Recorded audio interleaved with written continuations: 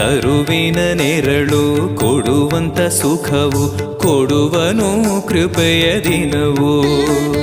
ಸ್ಥಿರ ಇರುವ ಮನ ಎನಗಿರಲಿ ಶರಣಾಗತಿ ಎಂದು ಬರಲಿ. ಭಗವಂತನ ಪ್ರಿಯ ಮಗನಿವನ ಸಾರಿ ಬದುಕು ಇರಲಿ.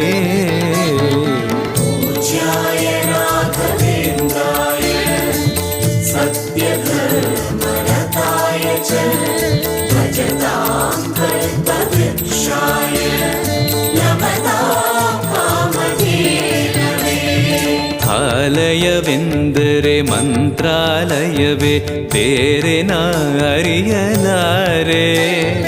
ರಾಜನು ಎಂದರೆ ಶ್ರೀ ಗುರುರಾಜನೇ ಮತ್ತು ನಾ ತಿಳಿಯಲಾರೆ. ಆಲಯವೆಂದರೆ